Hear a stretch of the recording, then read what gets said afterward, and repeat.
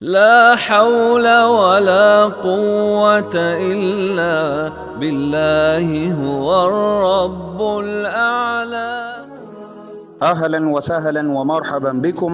Ad-dinu nasihatun, dini ni kupeana nasaha, dini ni kunasihiana.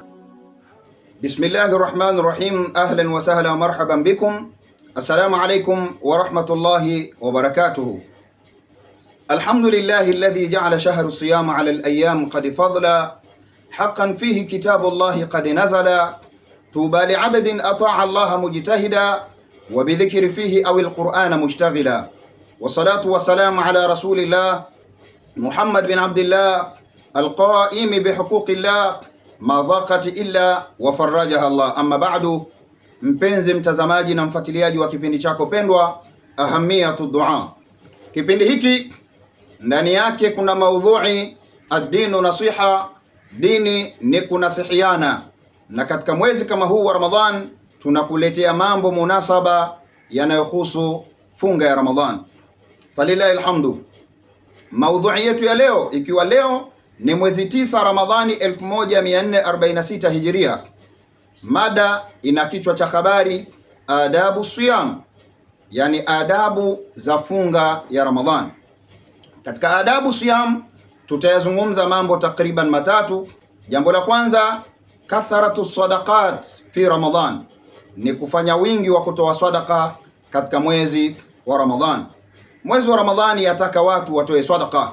Kabla ya mwezi wa Ramadhani watu wanatoa sadaka, lakini katika huu mwezi wa Ramadhan yataka kukithirisha kutoa sadaka ndani ya mwezi wa Ramadhan. Kwa nini? Tuna watu muhtajin, kuna watu ni wenye kuhitaji. Miongoni mwa hao walemavu wa aina zote, kuna wajane, kuna mayatima, lakini kuna maskini na kuna watu wazima. Kuna masala ya kujenga misikiti, kuna masala ya kujenga madaris na mengineyo ambayo yanahitaji nguvu ya sadaka ya muumini wa Kiislamu. Hivyo kutoa sadaka kwa wingi katika mwezi wa Ramadhan ni katika adabu siyam. Adabu ya pili ambayo tunapaswa kujifunza katika siku ya leo, kathratu qira'atul Qur'an, ni kufanya wingi wa kuisoma Qur'an. Tena ulama wanasema ni bora katika kuisoma Qur'ani hata kama ile tafsiri yake huelewi, ukajifundisha kuisoma Qur'an na ukaisoma, suala la kuja kuielewa maana yake itakuwa ni darsa nyingine. Lakini kule kuisoma Qur'ani kwa wingi katika mwezi wa Ramadhani ni katika adabu siyam.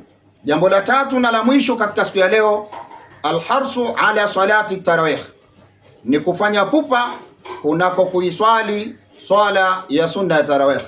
Wengi miongoni mwetu tunafunga, wengi miongoni mwetu tunaswali swala za faradhi, lakini baada ya isha tunachukua viatu tunaondoka.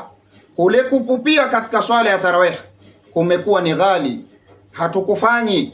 Elewa, katika adabu siyam kukithirisha kutoa sadaka katika mwezi wa Ramadhan, kukithirisha kusoma Qur'ani kwa wingi katika mwezi wa Ramadhani, na kufanya pupa katika kuitekeleza ibada ya swala ya tarawih.